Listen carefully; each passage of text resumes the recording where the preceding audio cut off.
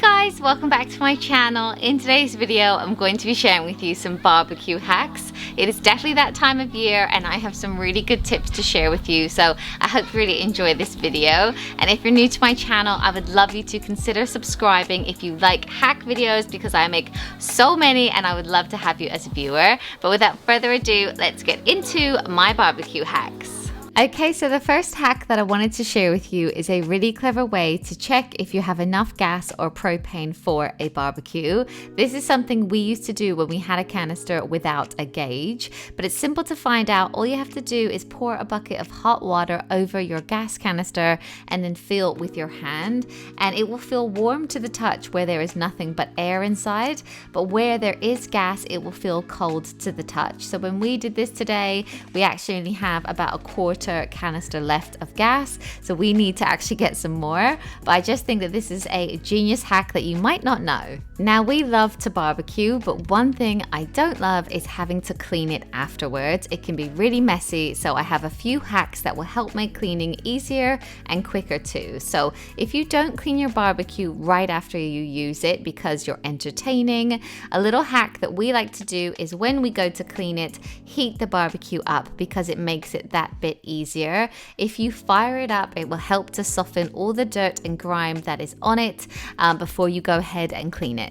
If your barbecue has some burnt on grime that is really stubborn to get off, something you can try is loosening it with steam. So for this, you want to let the flames die down and then cover the grill with newspaper that has been soaked in water. Cover the lid and leave it for 10 to 20 minutes, and then remove the newspaper, and a lot of dirt will come off with the newspaper, and it will also really loosen up all of that grime, and then you can scrub it all away. And speaking of scrubbing, I have a really good hack if you struggle to scrub your grill rack, especially when it's hot. So for this, all you need is some tin foil, and you'll want to scrunch up a big ball of tin foil and then place that in between the tongs that you use for barbecuing. Then holding that, you can scrub your grill with that. It works so well and you'll be amazed how much sticky stuff comes off. And a really cool thing about this is you can also scrunch it into different shapes and sizes. So if you want to get between the grates, this works really well. And a hack that can help prevent food from sticking in the first place is to rub half an onion on your grill.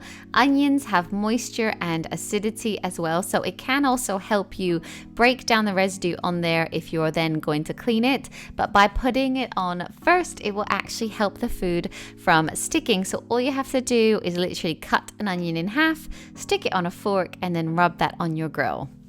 Next up, I'm going to show you some cooking hacks, and I'm going to start out with the best way to grill hot dogs, and that is the spiral cut way. So this is super simple to do.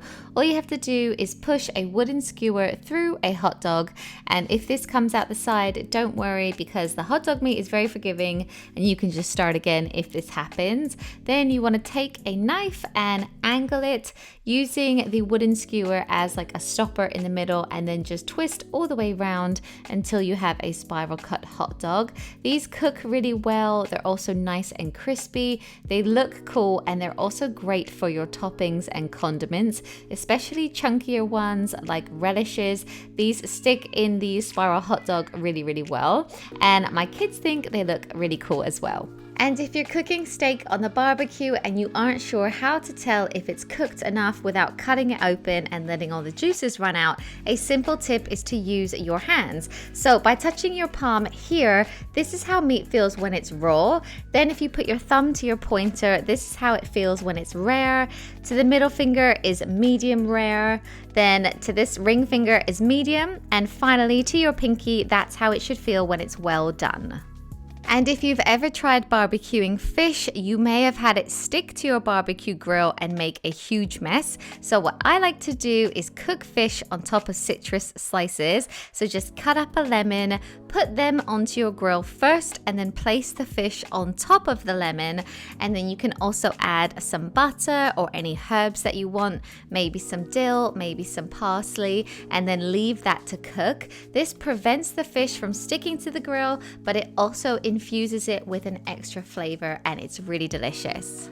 I also wanted to share with you a hack for kebabs that I only found out recently. It is such a game changer, and I probably should have known this, but if you don't, I need to share it with you guys as well. If you like to cook kebabs, but you find that the kebab sticks catch alight and go on fire when you use them, that is because you should really soak your kebab sticks first. Just stick them into water for about 10 minutes before putting the food onto them, and then you'll find that they won't catch on fire. And if you like to cook meat kebabs on your barbecue, consider investing in metal skewers rather than wooden. This is because the metal skewers actually conduct the heat from the barbecue, which means that they help to cook the meat from the inside as well, because they also heat up. So this can be a time-saving hack and can ensure that your meat is cooked well.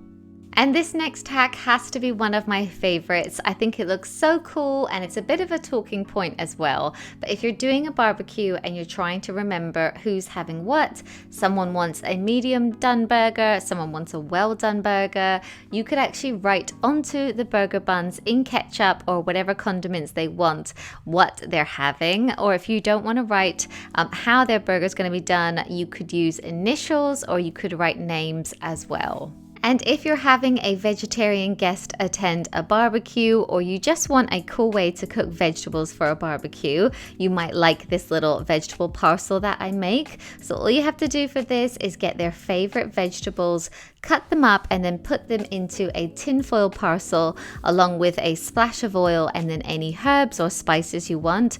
I like to put in smoked paprika to ours with some salt and pepper as well. But you can just stick this onto the barbecue and it cooks really nicely. It tastes delicious. And the nice thing about keeping it in a parcel is that the vegetables won't be anywhere near the meat products, which is perfect for vegetarians or vegans as well. And another hack that you may already know is to let your meat rest once it's been cooked, just for a few minutes. These are lamb koftas, even though they look like something else, because we didn't make burgers today, but this will give you the juiciest meat and the juiciest burgers. And if you like a smoky flavor to your barbecue, I wanted to show you how to make a DIY smoke pouch. All you have to do is get some tin foil, fold it in half, and then fold it in half again to make this little pouch. Then you'll want to fold in the 3 sides, but leaving the opening still open so that you can add your wood chips. I just bought some hickory ones on Amazon, but you can get these in lots of different places. So once you have your little pouch, you'll want to just put some of the sticks into the opening before closing that as well. And then all you have to do is make one little hole using a knife or something else at the top. I find one hole seems to work just fine, and then you can just stick that into your barbecue and it will give your food a really subtle smoky flavor. And a cute way to display your condiments is to use a muffin tin. I have a small one here that just has 6 muffin holes in it, and I'm just filling them up with different condiments like pickles or gherkins, a tomato relish, a barbecue sauce, mustard, salad cream, and ketchup as well. This is nice, like if you don't want to have jars and bottles all over your table and be handing them out to everyone. This is a nice option, perhaps not during a pandemic, but I wanted to share it with you anyway. And whenever we have a barbecue, I tend to just put all of our utensils and serviettes into a little basket like this. I'm pretty sure I picked this up in a HomeSense type shop, or maybe even on Amazon. It's just a wire basket, and then you can stick in your forks, your knives, and your serviettes. And this just means that your serviettes aren't going to fly away. Everyone knows where they are. They're just in the center. So wherever you're sitting in the garden, you don't have to like set the table. They're just all there, and I think it looks really cute, even though I'm using Jackson's birthday serviettes. And the last hack that I wanted to share with you is that you can actually barbecue pizza, and oh my god, it tastes so good.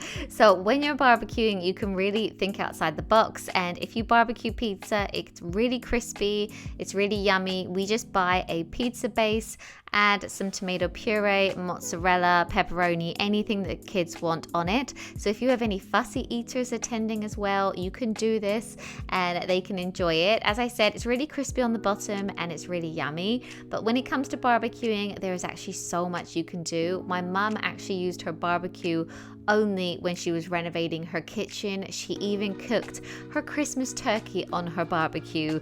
So you can do so much on it. So I just wanted to share that with you, and yeah, give it a try. Right, so that's it for this video. I really hope you enjoyed these tips. I know these were very hacky, but if you want to see more of a barbecue meal ideas video, just let me know in the comments below and I will definitely make that. But thanks again, and I'll see you soon. Bye guys.